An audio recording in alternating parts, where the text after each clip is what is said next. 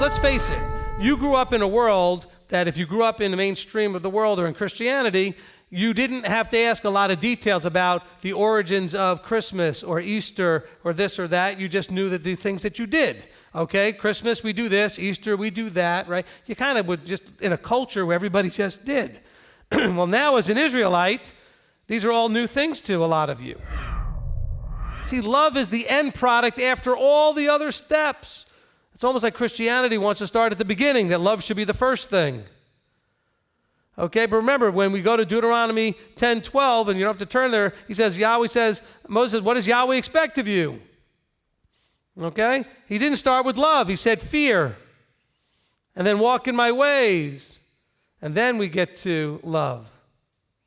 Okay, to fear me, to walk in all my ways, to love me, to serve me. So love is not the first step. He says, it's the same process here that Peter, do you think Peter knew Deuteronomy 10:12? I'm pretty sure he did. Okay, he laid out the same process here. You're going to do it, and then you're going to love. But at some point, you shouldn't be needing information anymore. What you should be needing is the kick in the tuchus. To throw a little Yiddish at you. You need a little kind of, reminder that you're actually supposed to be doing what you know. Because some of you know somebody, or several somebodies that know what to do, have the ability to do, but they're not doing. Some of you see that person every morning in the mirror. We understand that these appointed times, these appointments, these moads, these moadim, okay, they have a very specific purpose, that they are there to serve Yahweh's purposes. So keep that in mind when we talk about them, that means that you can't be doing your stuff and whatever you want on his days that he's already defined what it's for. He has chosen that time for his purposes, and he does tell us what he expects us to do. So verses 5 through 8 is talking about, in the Hebrew, it's Pesach, that's Passover. And the Hebrew for the days of unleavened bread, or festival of unleavened bread, is Chag. You got to get that throat thing going. Chag HaMatzot. Okay? So it's in Hebrew, it's Feast the Matzah. Okay? Ha is the, and Matzot is Matzah. So it's Feast of Unleavened Bread. Chag HaMatzot. Okay, so they're connected together, okay, because the evening that is Passover is also leading into the first day of unleavened bread. So I think it's very interesting that for those who don't want to look to Judah, everybody's looking to Judah. Otherwise, you would never connect the counting of the Omer, the starting of the counting of the 50 days, to unleavened bread. You would do it based just on, you'd wait till the harvest was there and you go and reap it and you start counting. So with all this arguing about, do we count after this and count after that, and we'll talk about that in a minute, just remember that there's nothing scripturally here that links this to, can we agree? There's no scripture that links it to unleavened bread.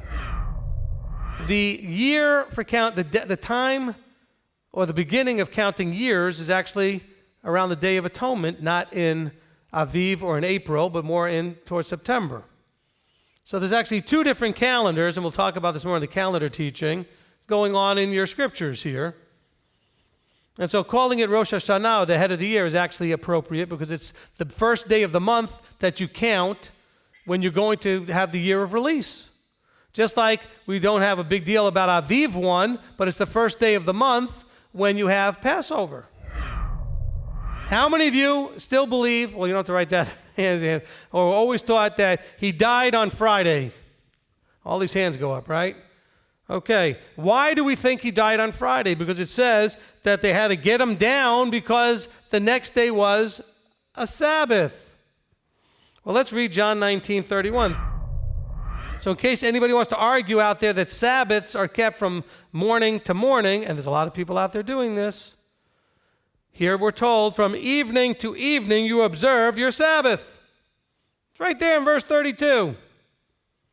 Oh, no, that's just for Day of Atonement. No. From evening to evening is how you observe Sabbaths. Think of it as a holiday, not holy day, holiday. Because holiday, what do we think about as a holiday? It's a vacation, a time away from something. Okay? So this is supposed to be a time away from the world. Okay? That's what Chag means. It's a time when you get away from the world. Isn't that what you try to do on a holiday? Hey, we're going on holiday. What does that mean? I'm going to go do something else and get away from my cares and my job and my world, and right? So even though it is also a holy day, but it's also supposed to be a holiday. In other words, you're taking time away from the world. You're getting away from things. I know a lot of argument comes out of this, like, well, where 2 or 3 of us are there his name is, so that's wherever that is, then as long as there's 2 or 3 of us, that's it. No, that doesn't work that way necessarily. Well, he chose to place his name. I always used to teach he chose to place his name in Jerusalem, so we all have to go to Jerusalem. Well, I felt like the Ruach gave me a different answer last night when I was putting the finishing touches on this, as I always do on a Friday night. You know what? He has chosen at this time for us to be in the diaspora.